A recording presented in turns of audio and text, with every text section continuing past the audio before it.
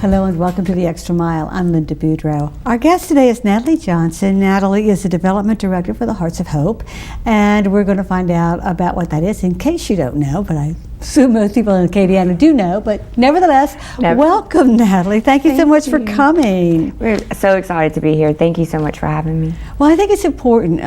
It's important that you come because people need to really know what Hearts of Hope is, and I think they're probably familiar with the name and kind of have some vague idea of what goes on, but you have several programs that you operate over there, so let's kind of go through those first. What do you do? Okay, we have 3 programs that we respond daily to sexual assault and sexual violence within Acadiana. All of Acadiana? All of Acadiana. So with our 3 programs, we have our sexual assault response center, which will be notified first, and we will send out an advocate to the emergency room to start the process if you have been victimized. We also have our Children's Advocacy Center. We can start seeing children from age 2 to 17, and we can provide the facility for all the disciplinary teams that need to come together in order to seek treatment for the child, disclose, and what have you at our office. Okay. And then we also have the sexual assault nurse examiners who are trained and can collect that forensic evidence that we'll need to prosecute. So I guess, you know, there's a lot that goes on over there, and over the years, the array of services expanded. I guess the sexual assault nurses are the most recent program. 2006. But I'm thinking this is all the result of a growing awareness of the total unacceptability of sexual assault. So I'm thinking that somewhere amongst all of this, there's some changes in attitude about how we view sexual assault. Is that a fair thing to say, do you think? I think so. I feel that cases that have happened in the media have helped. Cases that have happened within our area have also shed light on the situation. There has been a large increase of numbers, and we do feel that part of that is from creating awareness and educating our community. However, part of it is also that crime levels are higher.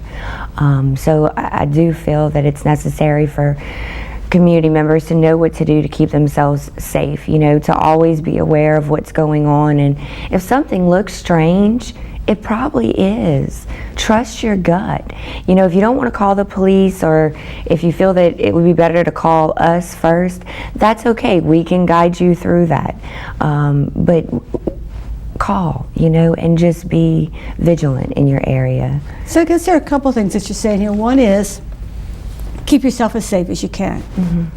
And we can keep ourselves safe by being attentive to what's around us and by being vigilant. Definitely. And the buddy system, you know, if you're going out or if you're shopping for the day with the girls or whatever the case may be, travel in pairs. There really is strength in numbers, isn't there? There is, you know, the good old saying is true, and I think when there's a team, you're less attractive to a predator. So do we, you know, we like to think that we're really safe in Lafayette because we're such a wonderful community, but sexual assault, rape happens everywhere, doesn't it? It's not like it's not like we have a bubble around us. Right, I know. I wish we could do that. No, but unfortunately, in the wonderful community we live in, yes, you know, it is an issue, and the numbers are on the rise. We do try and go into schools to try and start with the little ones and to share information on through darkness to lightness, bad touch, good touch, and other things that are age appropriate. And we also try and do things throughout the community to create awareness and educate the parents and college students on how they can stay safe. It's not just women, it's men as well.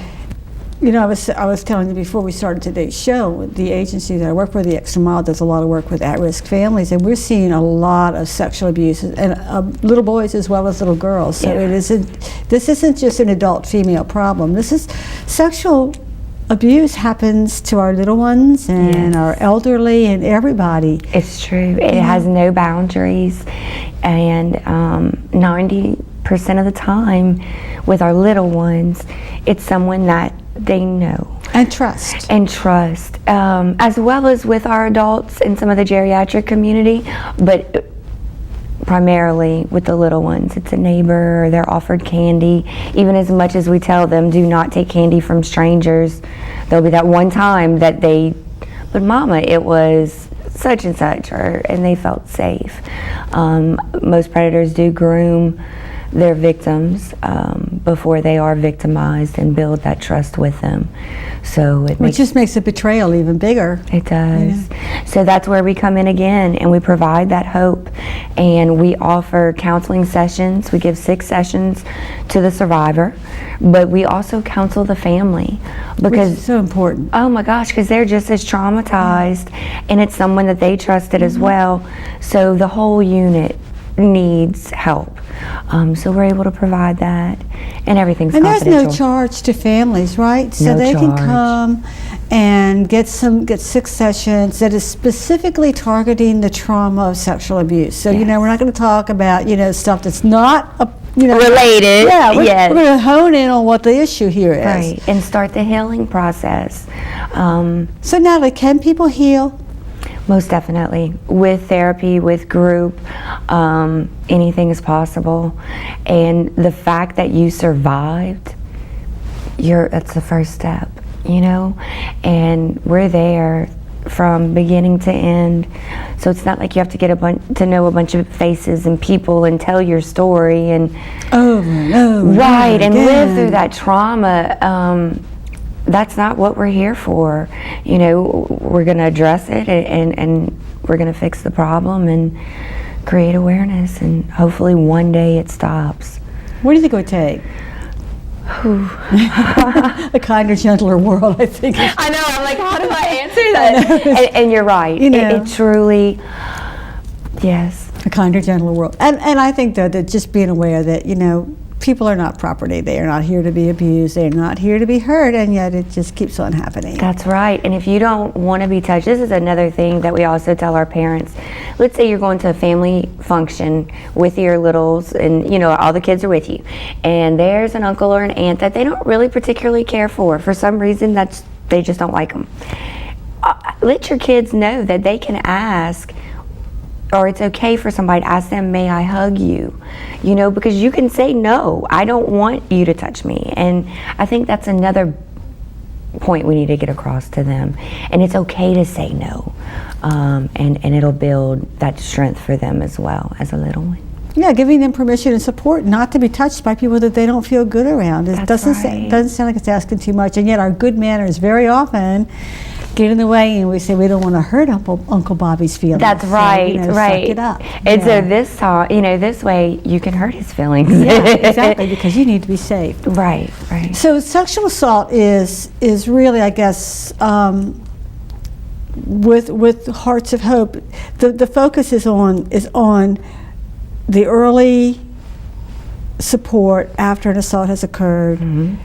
But then also on the long-term recovery process, you do both. Yes. From crisis to doing, small intervention advocacy at the emergency room of wherever they are located. Okay. In an adult case, child case, they have to call the sheriff's department or the Lafayette PD or a police department to make a formal complaint, and then we can come in. Because it's a different legal issue, isn't it? That's right. Yeah. So there's a little, but we'll guide you on that too, Okay. if there's any issues. But we're there from the beginning through the court process to groups after. Matter of fact, just kicked off a new group, and it's doing really well. What is it? It's adults and men and ladies Okay. can come together, share their stories, share their struggles, and how they're coping, and they can learn so much from one another too. Oh yeah, that's where it happens. It is. Let me ask you this: in a case of sexual assault with an adult, very often the victim feels responsible. How big a problem is that, and what do we need to do to kind of help victims not be victimized further?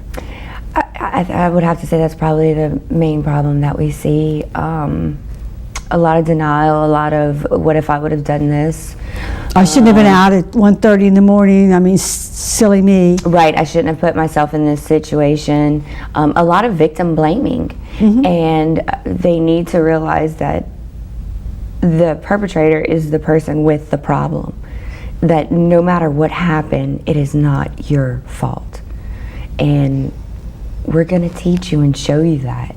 How can you teach or show that it's not my fault? Through counseling and through law enforcement. Okay.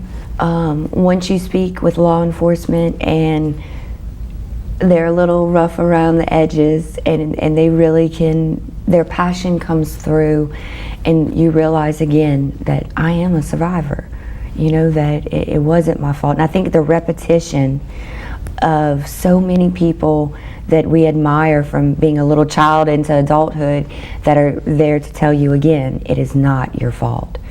And it takes time. I think that you have to go through the what ifs in your mind, and then you digest it, and then you move to the next stage. And it's almost like a grieving stage, where you have those steps to go through. So it's a process. It's not an event. You don't wake up one day and say, "Phew, it wasn't me after all." Right, I'm done. Ooh, it was just a nightmare. Yeah, I'm better. No, that's not gonna happen. Yeah, That's it's not a gonna journey. happen. But you'll be stronger in the end. Okay. And there is life after an assault.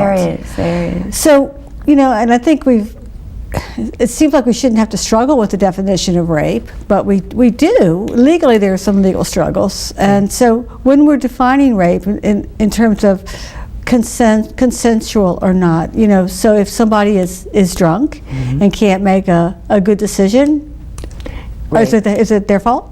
No, it is rape. Okay. And another common one that we see is drug facilitated rapes. We had a recent football player that we all love that was going through several trials of his own, and you would never have expected that type of behavior from. So you'd be surprised on the drug facilitated, and they can prove that from the ER visit, and they'll take blood right there. Okay. And help your case. So time is essential, and you can go up to 90 hours. Of course, we encourage you to go less.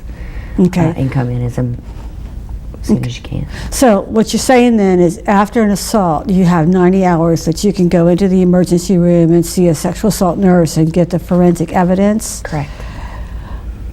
Which is helpful because sometimes you just can't quite get yourself together. Or you can't wrap your head around it. Like what just happened to me in the first 24 hours, I'd imagine it's just complete shock. And then 48 hours, you're trying to find your voice to at least tell someone, and usually that's when you reach out for your help, and that's where we can step in. Okay. So it's kind of the pattern. So usually around 48 hours you're going to hear from somebody. Yes. And that's not too late. No, Okay. not at all. What about date rape? Are we seeing a lot of that these days? A little less. It's more. Yay. I know. We have one that A down statistic. So that is a positive, and it's more so just acquaintances. So you think maybe people are recognizing that date rape is rape, and that so it's not happening as much? You think it's think knowledge so. and information and education? I think so. I really do, and I also feel that teaching girls when they are out, don't leave your drink down, don't do this, don't. We have beaten that into them, and it really is starting to show that, and I think that's helping. Good. So girls are more aware and they're more cautious, so they're not having quite as many assaults. Yes. Which Now, is good. I want to talk a little bit about the SARC nurses because that is a newer program. So what exactly is a SARC nurse? It is a registered nurse who has been trained in forensic evidence collection. The rape kit itself has 25 to 30 different pieces in it, depending on what type of assault it was. Okay. So they then will go in and with compassion, and Which is a really big part of it. it really is, because the kit can take anywhere from 2 to 4 hours. And it's invasive. Yeah, not nice. And so you want someone that you can trust and someone that knows what they're doing. And our nurses are just phenomenal. They're so kind. I can't say enough about them. I mean, they're angels. So I think with them being there, it's your first introduction, and they diffuse the crisis. They walk you through step by step, and if you're not ready, that's okay. Let's take a moment, and it's at your pace. So these ladies have been trained extensively. There are certain requirements of certifications that they have to have and maintain. And these nurses choose to do this work. Yes. You know, I mean, they go to a lot of trouble to get certified because they really do want to help in this way. So they have that heart for this. They do, and it does take a special person. They're all very passionate about the mission, and that's where it starts. And just because someone goes to the ER and does the rape kit, they don't have to prosecute, right? That's still a choice. People are not giving up their choice or their power at any point. No. You can have your kit done. It is then assigned a number, so that's another comfort that you don't have to worry about your name floating. Yeah, because who wants that, huh? Right. So you have that comfort, and then there's a certain amount of time that you have to report it. Children cases are a little bit different than adults. With adults, I believe you have a year. I might be incorrect. You can check it out. Yeah, call us, we'll let you know. But with that being said, that evidence stays there. So if you do go to court, you do have the day of, or you have the information there. And the evidence collected. Yeah. So you can move forward and build a stronger case. And if you don't ever want to move forward, nothing ventured, nothing gained. That's right. It doesn't And a lot matter. of victims feel that just having that part done helped them. It's all what is justice for you. Okay. And can you elaborate on that? What you mean by that? Because that's important, I think. I think sometimes just sharing with the officer and filing a report, but not an anonymous report. Just getting it off of their chest, it helps. Some people want to see the person in jail. It just depends on what is right for you. But we're there, and unbiased, whatever you want is what we're going to do. So if you don't want to pursue it, you don't have to. No, if you'd rather just come to group, or you'd rather go and get counseling, we can start there. Okay. And then, if in 7 or 8 months you're stronger and your voice is louder, and then you want to maybe pursue something, we can. If you don't, we don't have to. So just for them to know that there's no pressure. Okay, good, which is really, I think, pretty critical. Oh yeah, because a lot of people wouldn't want to come forward whatsoever if they know they don't really have a voice, and this is what's going to happen. And if they go to trial and people start blaming them, these are not always pretty trials, No. and so you need to be ready for that. Right. What about family members? You mentioned earlier that it isn't just the victim; it's the family. How does a sexual assault or a rape affect family members? I would say with the children, the parents take the blame, or the caregiver takes the blame, and depression can then form, lashing out can then form, just not living up to their regular life standards. And they need to understand what they're feeling, and that it's normal. It's okay for you to be angry. Whatever you are feeling is normal, because you're feeling it. And that's one of our main things that we try to get across to them. So there are no abnormal feelings. No, there's not, because every case is so different, and it's a case-by-case situation. Maybe the sister needs more therapy because she knew the perpetrator of her baby sister, or maybe the mom needs more therapy. It just depends on who was affected. Okay. Okay. And that's another thing. If you say you need therapy, we're there. We're not gonna pinpoint, well, do you feel this or do you feel that? You know, it's, come on in, we'll sit Okay, down. so if somebody calls and says, I need therapy, I'm a victim of sexual assault 35 years ago, and I'm just not sleeping at night, can you help them? Yes. We actually have a lady, and she's done quite a lot of advocacy work for us, and she was a Blue Cross award winner. She was a Blue Cross? And she was a victim as a child, and she came out 35 years later. Her perpetrator's behind bars. So she was able to go through that process? Yes. And has that helped her? Oh my God. Yes, she's a different woman. So there are a lot of things that go into the resolution Yes.